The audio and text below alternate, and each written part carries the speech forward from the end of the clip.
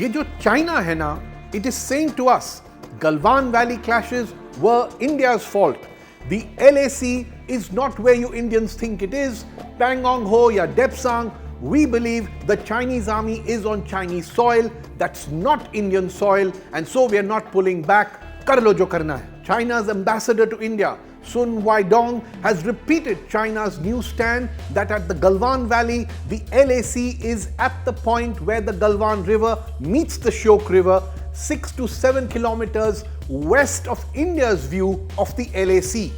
At Pangong Lake too, defense expert Manoj Joshi says that after claiming since 1960 that the LAC was at finger 5, China now claims the LAC to be at finger 2, 15 kilometers west of India's LAC claim, which is at finger 8. So naturally, China now says that disengagement is almost complete at the LAC because now, after shifting the LAC westwards, according to them, the land they occupy is Chinese territory.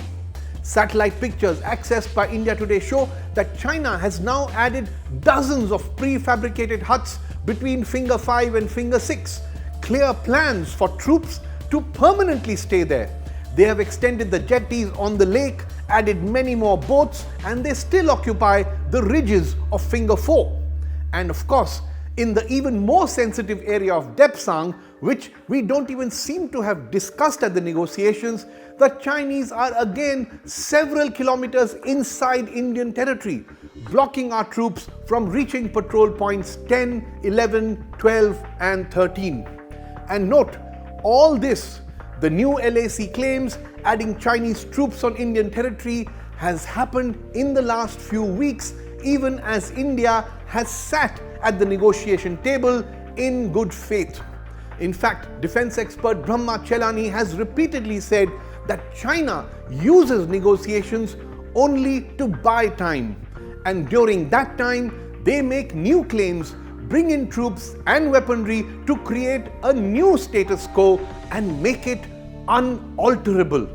Even though China has signed 3 agreements in 1993, in 1996 and 2005, committing itself to clarify where their LAC claim is, last week once again China's ambassador has said that China will not put its LAC claim down on a map.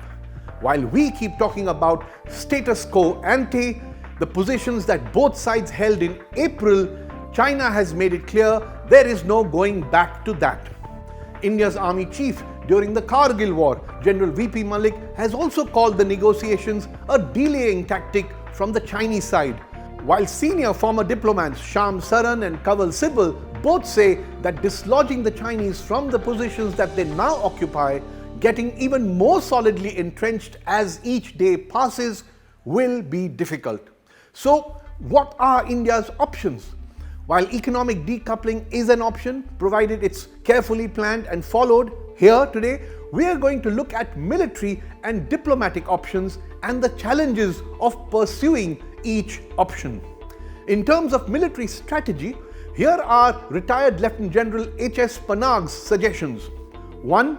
Push for status quo ante with or without buffer zones at the negotiation table, as has been achieved at the Galwan Valley, where China has pulled back and there is now a 4-kilometer buffer zone in place. Number 2, prepare for fortress defense of areas likely to be isolated and attacked, meaning the DBO Depsang Galwan sector, the Hot Springs Gogra sector and Pangong Lake. Add soldiers, weapons, infrastructure at each of these locations on a large and permanent basis, giving them the ability to defend and counterattack. 3. Raise deployment of forces in the Chushul, Indus River Valley and Chumar sectors for counter-offensives if needed. But the challenge here is cost, financial and human. Since 1984, we have lost 900 soldiers at the 76-kilometer Siachen Glacier stretch, which is at over 17,000 feet. Now deploying 30,000 troops across hundreds of kilometers on the LAC at over 14,000 feet will cost the lives of many more of our soldiers. Financially too, we will need better all-weather roads, living quarters for thousands of troops, thousands of tons of food and fuel to reach these remote areas daily.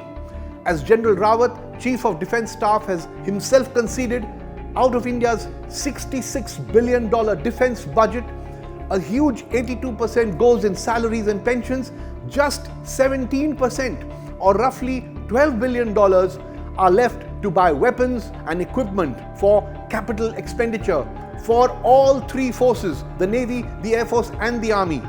And defence purchases are expensive. The 5 Rafales we've just bought cost almost $500 million. With the economy already in a bad shape, getting worsened by the pandemic, raising emergency funds will be tough. And the Chinese are aware of these constraints. And so they will be stubborn at the negotiations and at the LAC. Moving on, most experts say even as we build strong military deterrence at the LAC, we must rely most on diplomatic strategy. Get China to see the high diplomatic cost of occupying Indian territory and then voluntarily return to the pre-April 2020 positions. But that's easier said than done. India's strongest diplomatic lever at the moment is the Quadrilateral Security Dialogue, or the Quad, an alliance of the US, Japan, Australia and India, all 4 nations now, after quite a few years, finally making it much clearer that China is the adversary. Experts say India must up its commitment to the Quad. Number 1, take part in naval exercises in the South China Sea. Number 2, get Australia to join the annual Malabar naval exercise that already has the US, Japan and India taking part. And 3, possibly offer naval facilities to the Quad at the Andaman and Nicobar Islands. In fact, let's take a closer look at the Andaman and Nicobar Islands. They lie just a few hundred kilometers north of the Malacca Strait, and 80% of China's oil supplies pass through the Malacca Strait. If India were to ramp up its naval capacity at the Andaman and Nicobar Islands, pose a clear threat to Chinese shipping backed by the navies of the Quad, it could put serious pressure on China to withdraw from Indian land at the LAC.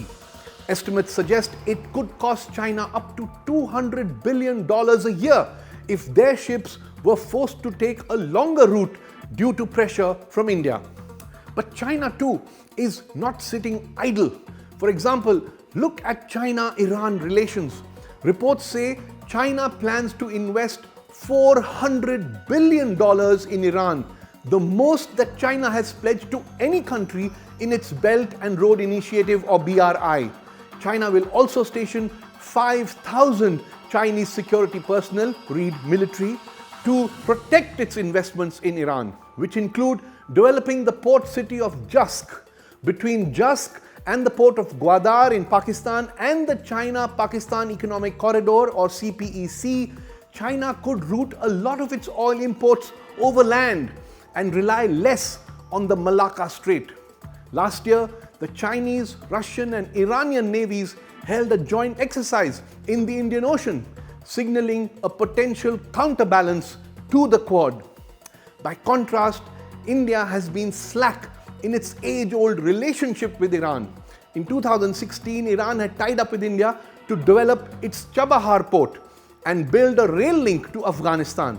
It would have been an apt counterbalance to China's presence at Gwadar port, also giving Indian goods overland access to Central Asia, bypassing Pakistan.